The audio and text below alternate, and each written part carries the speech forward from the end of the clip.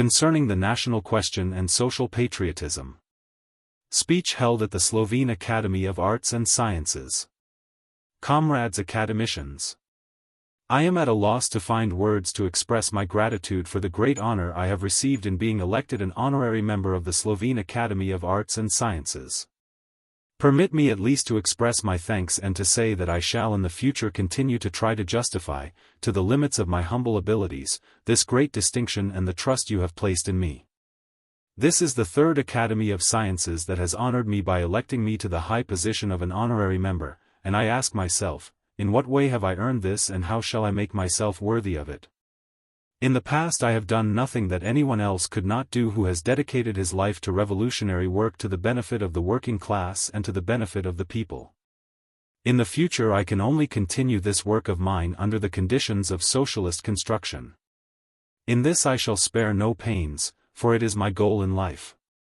Perhaps I ought to say before this learned assembly today something about the role of scientific workers and their immediate tasks in building the new socialist society in our country. As you know, I said a few days ago at the Serbian Academy of Sciences something about the role of scientific workers in building socialism in this country. So today I shall venture to say something about questions which are of interest, as they must be, not only to people engaged in politics or to people dealing with the scientific study of society, but also to every citizen in this country, and in particular to our scientific workers. I am referring to the national question during the period of building socialism in our country, and secondly to the development of economic, cultural, political, and other relations between the countries which are building socialism, or to put the matter in another way, what is the nature of nationalism and what is the nature of internationalism? It goes without saying that I do not harbor the slightest pretensions that I am capable of giving you now some exhaustive analysis or complete definition of these matters. No, I am touching on these matters only in so far as they are related to the present state of affairs here, only in so far as it is necessary to do so in order that certain phenomena with which we are battling at the moment should be more easily understood.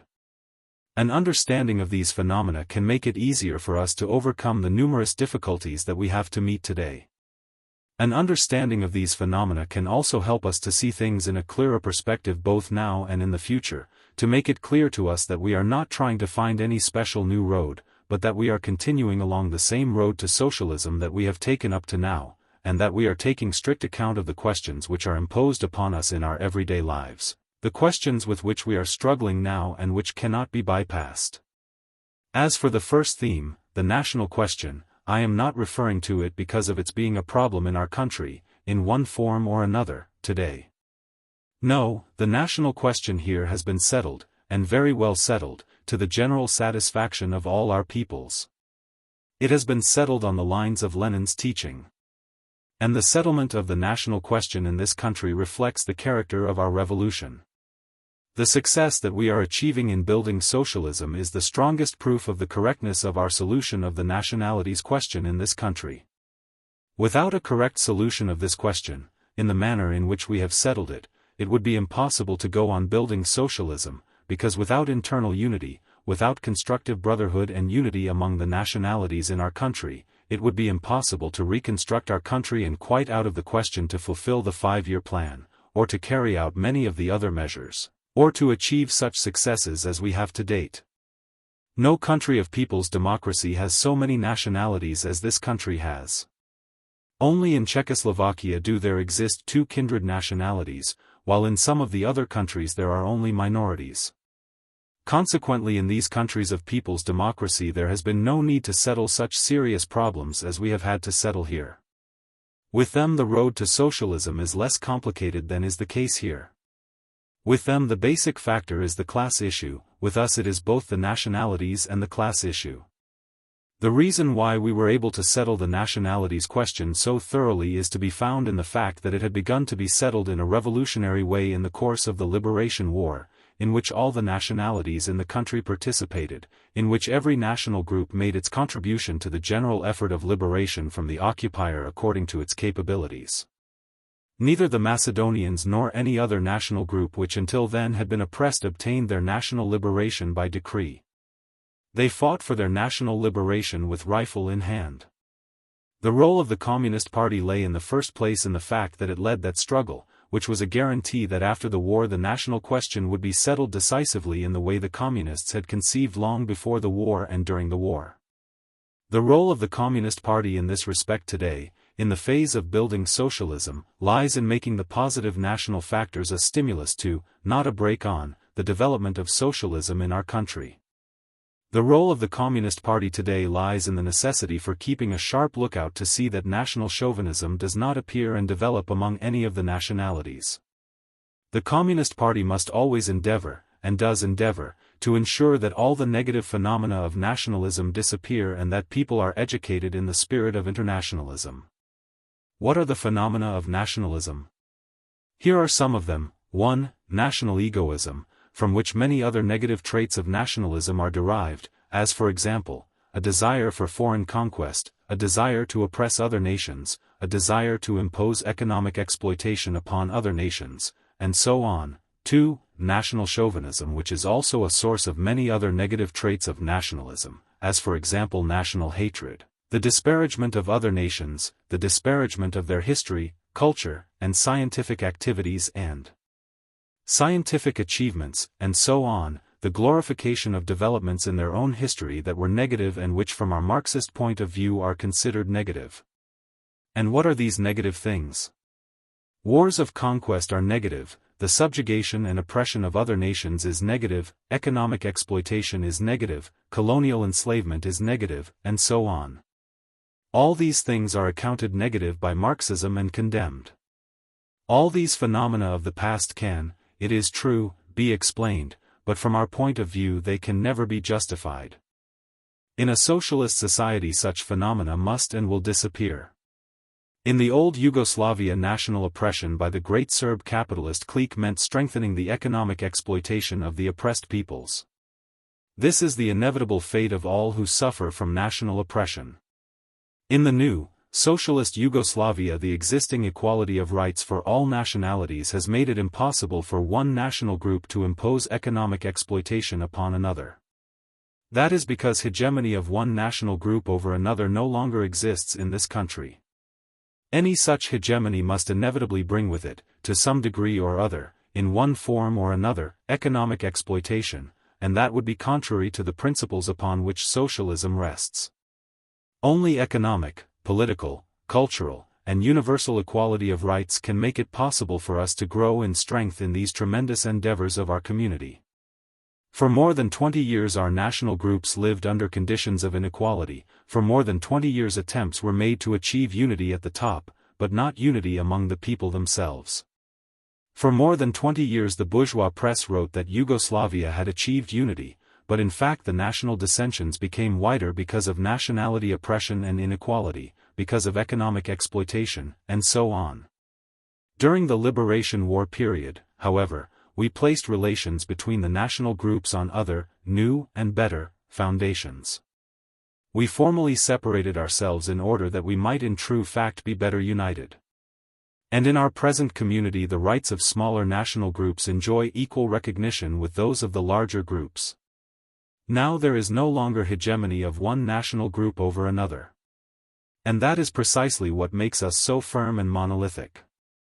If we take a look at the 5-year plan, or if we take a look at our budgets, it can be seen that no efforts are being spared to raise the standards of the most backward republics as quickly as possible and as much as possible. It can be seen, for example, that Slovenia, Croatia, and Serbia are helping, as much as they possibly can, the more backward republics like Macedonia, Montenegro, and Bosnia and Herzegovina. Every effort is being made to enable the latter to catch up with the other, more advanced republics as soon as possible. This is of great significance to our socialist community, and our peoples have shown complete understanding of this. While formerly, in the old Yugoslavia, various officials and administrators were imposed by force on people of another nationality, who for their part quite rightly regarded them as oppressors and hated them for it, today, for example, trained key personnel and experts in the most advanced republics are in constant demand from the republics of the other nationalities. Now where does this change lie? It lies in the fact that these key personnel and experts go merely for the purpose of assisting in the economy and state machinery, to help with the training of local personnel which are in short supply in some republics just because of the policy of oppression practiced by former regimes. Such assistance is producing good results. Tremendous creative forces among all our peoples are coming to light. Let us take only Macedonia, for example, which in this respect has achieved excellent results. Our peoples today have progressed so far in their consciousness, that they have already realized that they cannot live one without another. They have realized that our community provides for comprehensive development, economic, cultural, political, and so on. They have seen that it provides for building socialism in our country, that it provides safeguards for their existence and peaceful development. It would, of course, be erroneous to think that unity based on socialist awareness has already been achieved here. This will not be achieved in this country so long as there is a class struggle, so long as there are elements which are holding up the development of socialism in this country. But the principal thing has been achieved, and it is this, that the vast majority of working people in our country have come to realize this, and that means that the complete victory of socialism in our country is assured. Comrade academicians, I said a few words a moment or so ago about the national question, about the process of development in our internal relations, about the development of our state community, and now please permit me to say a few words about relations between socialist countries. What, in my view, ought to be relations between socialist countries in the given stage of socialism in the world? Marxism-Leninism has given the theoretical solution for creating socialism as a system, as a new social formation. This system is now being implemented in the Soviet Union, in Yugoslavia and other people's democracies, according to the given conditions, as a new social system. But it has not yet been possible to study theoretically the question of relations between countries which are building socialism. Lenin says, in his works, and this was later brought to pass in the USSR, that it is possible to create socialism in a single country. In saying this he had in view, in the first instance, the Soviet Union, but nowhere has been said that this is not possible outside the Soviet Union. One will not talk of other countries. I can, however, say that this has seemed quite possible here in Yugoslavia, although it is denied by various wiseacres, who thumb tirelessly through the scientific works of Marx, Engels, and Lenin, in order to find quotations to corroborate their own erroneous points of view. Further, there are certain kinds of scribblers who shake their heads and shout inanely, "It can't be, so it can't be. It is because they say so and wish it to be so." Well, reality is stronger than inane desires, facts are stronger than various allegations, however perverse and pig-headed they may be. Nevertheless, we are successfully and surely building socialism, not out of sheer obstinacy but for historical necessity. We are building socialism, profoundly convinced that it will not only be of value to our peoples but will be an example to other nations. I must underline the fact here that we would be building socialism in our country much more quickly and easily if certain leading people in the countries of people's democracy were not making difficulties for us. Obviously, the stand taken today by the people in charge, by the communists, in those countries, against Yugoslavia, cannot be reconciled with the relations that ought to obtain between socialist countries. I must admit that we find the persistence and unscrupulousness of these attacks on our country most extraordinary. They are all the more extraordinary in that they are doing untold damage to the international labor movement. The fact that we wish to build, and are in fact building, socialism in our country is not doing harm to the labor movement, but it is the various incomprehensible actions against us, the various lies spread so assiduously against us, lies that are soon unmasked for what they are, these are the things that are doing the harm. They cannot lay that charge at our door. A country such as ours, which suffered so much during the war, should not be treated in this way. Countries which have suffered so much should be given every opportunity to rid themselves of their troubles as soon as possible, and not be hindered in this work, and this is only possible through rapid industrialization and building socialism in our country. Our working people have the right to test and try out their capabilities and vitality, since they have liberated themselves from national and social oppression. This is essential for a number of reasons. First, in order that they may realize that they are competent to construct and build a new socialist society, and secondly, so that in their creative drive socialist awareness may mature within them and eject everything negative, everything that is alien to socialism. The question of the unification of socialist countries is a complicated matter. It is not merely a question of the leading people, and whether they are for it or against it. It is a longer process. It must ripen in the minds of at least the majority of working people, so that they see the necessity and advantages of it, both from their own national, and from the international point of view. Here, in the matter of unification, a great role is played by economic relations, that is, the basis on which they are founded and how they develop. Economic relations today between socialist countries are still based on the capitalist practice of commodity exchange. Nothing has been changed here. Obviously, such relations give no impetus to a closer getting together of socialist countries. This is, in a sense, understandable, if one bears in mind that the majority of countries I have been talking about suffered a great deal during the war and they are now trying to deal with the devastation as quickly as possible.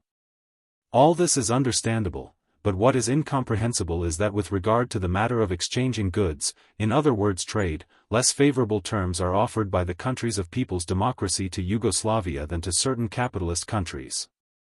We have not asked anyone to make any exceptions in our case in this respect, and that is why we have taken various measures to extricate ourselves from all possible existing difficulties.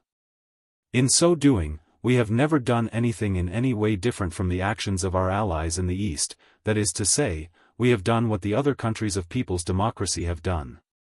If that is not to anyone's liking, then a motive for attacking our country should be found in these questions, rather than that various matters completely without foundation should be concocted.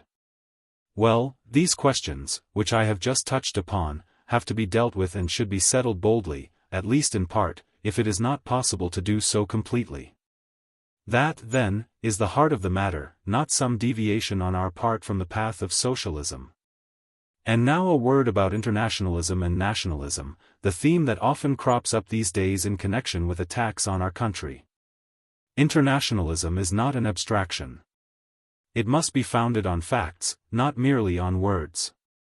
Internationalism is founded on deeds. It is a matter of how the most progressive class, the working class, or the countries which are advancing towards socialism, building socialism, interpret their interests. Do they consider them to be a part of the general good or as their own narrow national or state interests? Is that class or state interested in what is happening elsewhere? What is happening to the working class in other countries? What is happening to other similar states? Are they pleased or not at the successes of other countries which are on the way to socialism?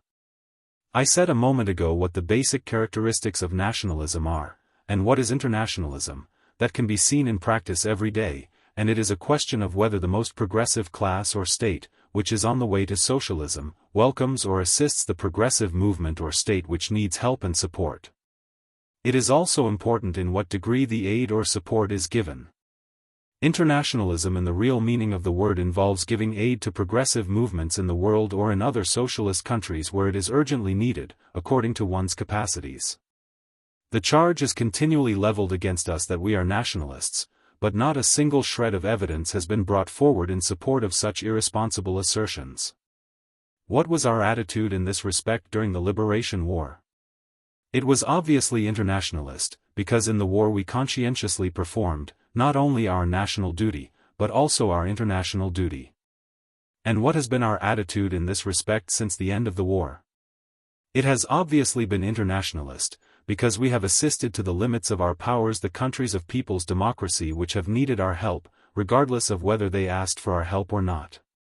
We have never turned a deaf ear and refused to offer all possible assistance to the progressive movements in other countries which have needed our help, regardless of whether they have asked us for it or not. And right up to the present we have not moved an inch from this standpoint.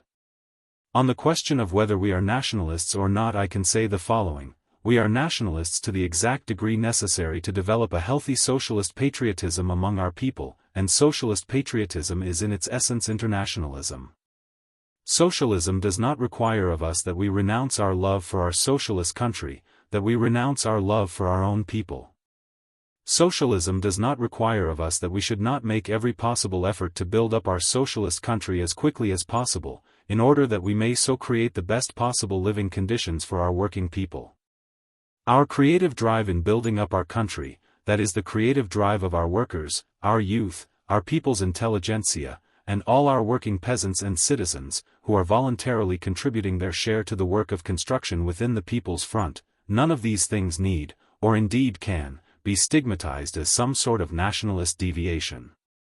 No, this is socialist patriotism, which in its essence is profoundly international, and for that reason we are proud of it. A moment or so ago I touched briefly on these questions, that is to say, I quoted a few examples. I did not give a concrete analysis of the substance of the kinds of interference and dishonest steps taken against our country by the countries of people's democracy, in other words, by all those who should be the last people to act in such a way.